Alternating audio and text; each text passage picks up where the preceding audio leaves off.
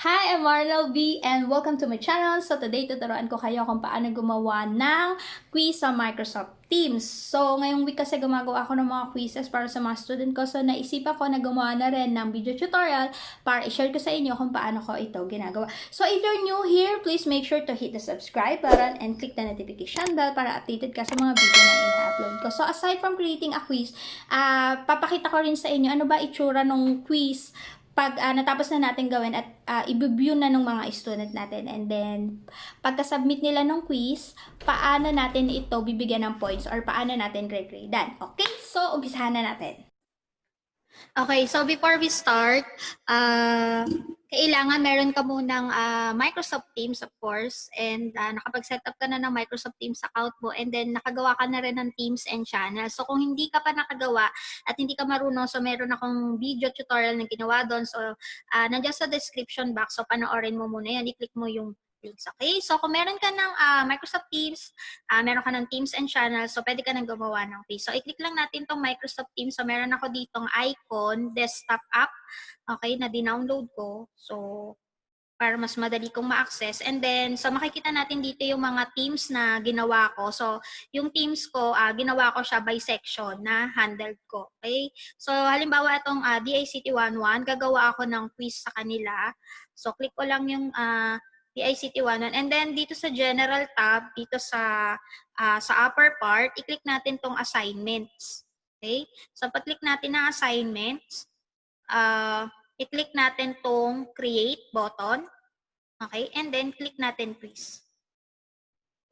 Okay? So, pag-click natin ng quiz, so lalabas siyang Microsoft Form. So, i-click lang natin tong plus new quiz. Okay?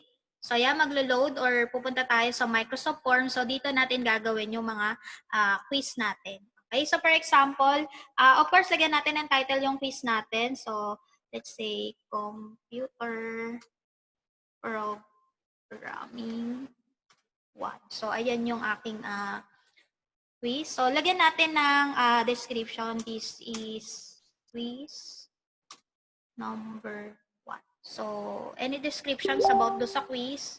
And then, click natin add new para mag-start na tayong mag-type ng question. So, meron tayo dito mga choices kung what type of exam ba yung gagawin mo. So, let's say, for example, piliin natin to multiple choice. So, click lang natin and then type natin yung question natin. So, what is the size of yung subject ko kasi is C language. So, ayan yung question natin. For example, then lagay natin yung mga options natin. Then, 3. Then, click natin tong add options kung kulang pa yung ating choices. So, ano nga yan? So, and if ito yung tamang, then alin dyan yung tamang sagot. So, i-click lang natin tong checkbox dito. Yung check, which means this is the correct answer. So, yung computer mag-auto-check siya para din tayo mahirapang mag-check. So, ayan, provide na natin yung correct answer. And then, kung gusto mo i-edit, so pwede mo pang balikan, then i-edit mo, or gusto mong i-delete tong choices na yan. Okay? So, tayo, syempre, dapat maraming choices. Ayan. Okay? And then, pwede mo ring maglagay ka dito ng, dito for example, display a message. So, are you sure? Are you? Pag pinili ng user yon, so may message, are you sure? Diba? Nalito siya. Okay? Sample lang yan. So, pag yan yung pinili niya, so may message lalabas, are you sure? Diba? So, yun, mag-isip siya. Sure ba ako? So, yun, mag-iisip pa siya. Okay? So, and lagyan natin ng points, syempre. 1 point. Now, meron tayo ditong on and off button or toggle button natin. So, pwede natin i-on tong multiple answer. Of course, pag multiple answer yan, magiging checkbox to. Kasi pag checkbox, pwede tayong mamili. Pwede mamili yung student natin ng multiple answers. So, yung kind of questions ko kasi is isa lang yung answer talaga. So, i-off ko yan. And then, ito importante, i-click natin tong required para maiwasan yung error sa student na nakalimutan nilang sagutan yung questions na to. So, hindi sila makakapag-proceed sa next questions kung di nila to nasagutan. So, i-on natin tong required. Then, add tayo ng another question. So, this time, text naman yung form of question natin. So, sample, students. Okay, so ayun yung example natin. And of course, hindi tayo makapag-provide dito ng correct answer kasi ito ay manual natin checkan. So pag sinabit na ng student, so walang correct answer kasi iba-iba yung sagot. So ito ay para sa mga essay, no? Kung essay type yung questions mo, and then syempre provide tayo ng points. So essay yan, so medyo malaki points, so 10 points or of course, pwede ka rin mag-add ng answer dito, no? Pero kasi yung question ko kasi algorithm, so iba-iba yung pwedeng isagot ng student, so pwede kong mai-consider na sagot. So kung may specific answer doon, so ito kasi, so I think mas maganda kasi na kung essay kasi to or ano, so ikaw na yung mag-manual na mag-check. So hindi na ako nag-provide ng answer. So ito, i-click natin tong long answer kasi paano kung mahaba yung answer ng student, so long answer. Or kung hindi naman long yung answer, so magpo-provide ka dito ng answer. Kung may specific, ano doon, halimbawa, tanong mo is, ano yun, yung identification, what is the capital of the Philippines? No, yun, descriptive yun. So, pwede sila magsagot dyan. Or, yan, halimbawa, lagay ka, Manila. Okay, Manila yung sagot. So, ganon. So, sa case naman na yung sagot mo is walang specific answer or depende dun sa reasoning ng student, kung essay or katulad nito, gagawa ng algo, syempre iba-iba yung magiging sagot. So, i-click mo tong long answers. Okay, and then required. And then, kung okay na, i-preview natin kung ano magiging itsura nito doon sa students. Okay, so ito yung itsura. So, hi, and then Marienel. So, if yung student, for example, hi, Allen. When you submit this form, the owner will be able to see your name and email address. So, this is the sa student perspective. To. And then, so, pipili siya dyan ng sagot. Let's say, ito ay, ang sagot niya is compiler dependent. Okay? And then, meron ding choices yung student. Pwede nila i-click tong immersive reader. So, click natin. So, if in case hindi nila maintindihan or malabo yung mata nila, so pwedeng basahin ng computer yung questions. So, natin. 1. What is the size of int? Okay, diba? 1 point. 1 point. 5. Compiler dependent. Okay. 5. Yun. End of question. Close the reader to input your answer. Okay, so close daw yung reader. So, ayan yung immersive reader kung gusto ng student yon. And then, so click na nila tong submit. Okay, wait lang. So, meron tayo ditong dalawa, computer view. So, kung yung student nag-a-answer using desktop or laptop, so ito yung computer view. What if sa mobile naman, so ganito magiging itsura nung questions, nung quiz dun sa students. Okay? So, balik tayo sa dito and then click na natin submit. Ayan. So, pagka-click ng student ng submit, tapos may nakalimutan siyang sagutan, since dineclare natin na this is a required question, so magpipink yan. So, nakalagay, this question is required, so kailangan nilang sagutan, so hindi sila makakapag-submit. So, diba? So, para maiwasan yung pagkakamali na nalimutan nilang sagutan. So, yun. So, click lang submit, and then, your response was submitted. And then, pwede nilang i-view yung results nung quiz nila. Okay, so ang points is 1/11 kasi itong isa is tawag nito, tayo pa yung manual na magbibigay ng points since this is an essay form. Okay? So next step natin, after natin gumawa ng quiz sa ating Microsoft Forms, so i-open na natin yung ating Microsoft Teams. Again, open natin. Okay, so pili na tayo ng Teams. O saan natin i-post yung ating quiz na ginawa. So, dito tayo sa, ito yung sa akin, the ICT 11. So, click ko lang yung team na to. And then, again, i-click natin tong assignments.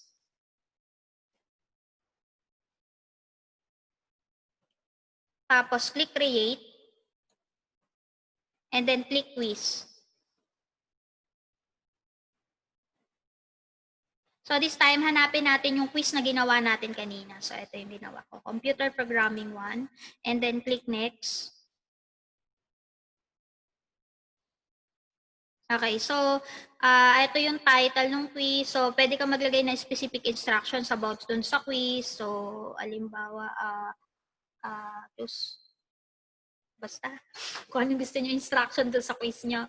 So, lagay nyo lang dyan. And then, saan mo i-assign na teams? So, sa akin, so pwede mo i-click to, tapos mamili ka ng mga teams kung saan sa BSIT 11. So, saan sa DICT 11. And then, sino yung mag-a-access ng quiz? Pwedeng magsagot ng quiz. So, all students or kung may specific student ka lang na magte-take ng quiz, so, pili ka lang dyan sa kanila. Okay? So, sa akin, all students. And then, pwede ka rin mag-set ng due date and time kung kailan lang sila pwedeng mag-answer.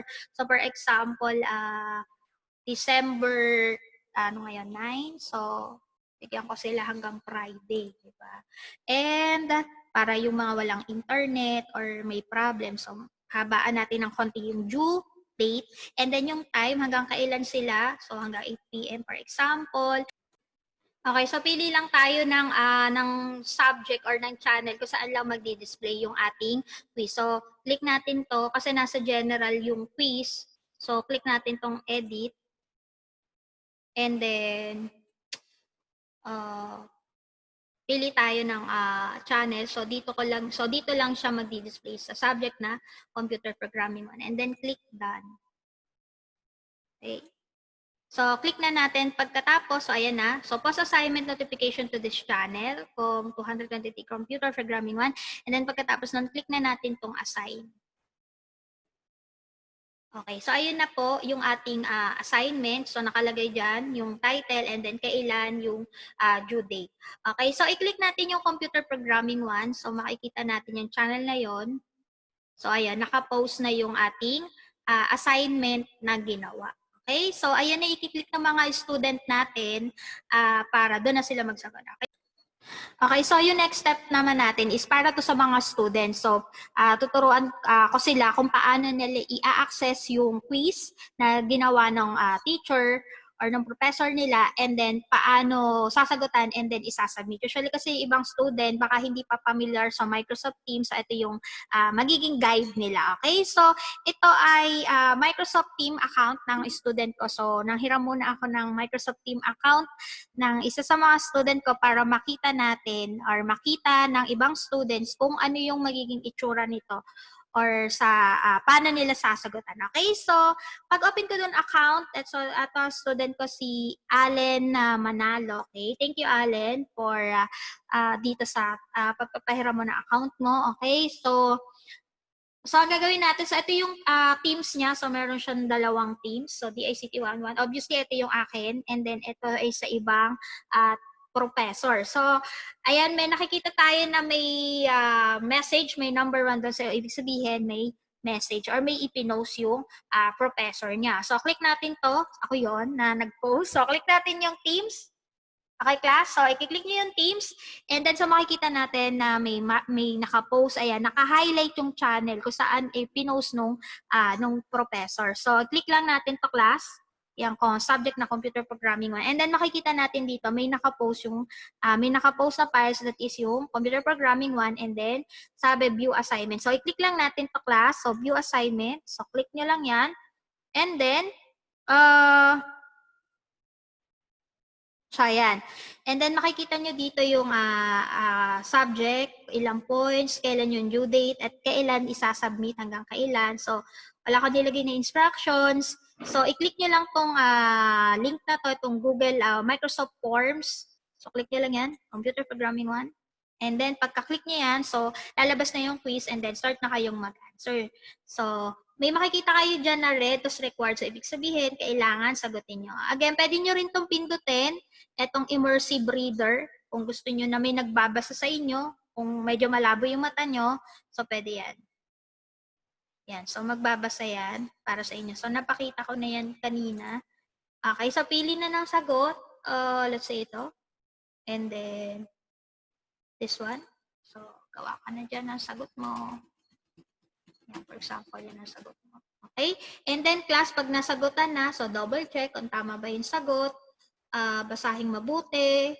Ay, bago sagutan. And then, yan. So, click mo na tong submit. Okay, so pagka-click na submit, so ayan, so may notification kayo na thanks, your response was submitted. And then, pwede nyo i-view yung results kung ilan yung nakuha mong points. Okay, so ito, ayan, so number 1, so tama. Yung number 2, 1/11 pa lang, class, kasi itong number 2 ay i-checkan pa ng teachers nyo o grade-gradean kasi manual checking. Ito kasi ay automatic, so computer yung nag-check. So ito, checkan pa ng teacher nyo, okay, and then tsaka madi-display yung tsaka maa-update yung score nyo. Okay? So, ganun lang. So, i-close nyo na. So, that's it. So, ganun lang po, class, yung pag-answer ng quiz, paano i-submit. Okay? So, ngayon, balik tayo sa professor ulit. So, balik tayo sa account to. Okay? So, ayan. So, tingnan natin yung assignments. Okay? So, ang gagawin natin, i-check natin kung may nag-submit na ba. So, balik tayo. So, syempre meron na. Ayan. So, makita natin, 1/45 turn in. Ibig sabihin, may isang student na nakapag-submit or nakapag-answer na nung ating quiz. So, ayun yung kanina. Ako yung ginamit ko yung account ng student ko. So, click natin itong computer programming 1. So, ayan. General pala ulit. So, ngayon naman, gagrade natin. No? So, gagrade natin. So, click natin tong grades. Doon sa general tab, click nyo yung grades. And then, ayan. So, makikita natin dito yung, ayan, may nag-view na. Oh. Ayan, nakita na, ano kasi, yan. May mga nag-view na student ko. So, pero sinabihan ko na sila na ito ay, nagawa pa lang ako ng testing lang. So, ayan, marami na nag-view. Alert sila, alert. Kasi ngayon yung quiz namin. Tapos, yung iba, hindi daw nila alam paano mag-answer. So, kasi mga first year to. So, hindi pa masyadong familiar. So, gumawa ako ng video para sa kanila. Okay? And then, para na rin sa mga professors na hindi familiar paano paggawa ng quiz sa Microsoft Teams. So, ayan. So, makita natin may mga nag-view na student. And then, ito yung ginamit ko kanina account kay Allen. So, ayan. Yun nagsagot na. And then, click natin tong more options. Open student work. Para, di ba kanina may ginawa tayong quiz na hindi automatic na checkan yung essay. So, automatic natin checkan ngayon. Automatic, I mean, manual natin checkan ngayon. So, kinilik ko, nakita niyo ba? Kinilik ko. Okay. So, needs review. So, yan. So, for example, na-review ko na, binigyan ko siya ng 10 points. Okay. And then, gusto ko pang magbigay ng feedback sa kanya. Nice work. You nailed it. Diba?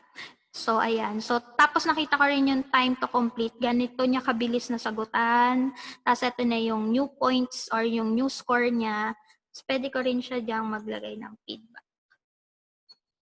You nailed it.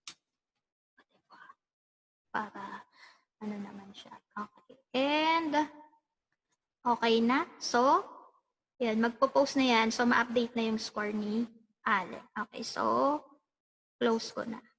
Okay, so ganun yung pag-check. Ngayon, so na-checkan na natin lahat. So hintayin lang natin sila mag-submit. And of course, may due date and time yan. So automatic magpo-close na yung exam pag hindi nila nasagutan during that time period. So ngayon, so halimbawa may mga score na yan, lahat na-checkan na natin or na-record na ano natin. Meron tayo ditong export to Excel. So kung meron kang class record mo is nasa Excel. So click mo lang tong export to Excel. Tapos, yan, kinilik ko. So, ayan, download the DICT11. So, punta tayo sa, minimize lang natin yon. So, punta tayo sa downloads. So, makikita natin, ayun o. Yun yung dinownload natin from Microsoft Teams. So, ganun lang po kadali ang paggawa ng quiz sa Microsoft Teams. So, if hindi ka pa nakasubscribe, make sure na hit mo na yung subscribe button. And don't forget to like, share, and comment down below. Okay? Until next time, see you on my next video. Bye-bye!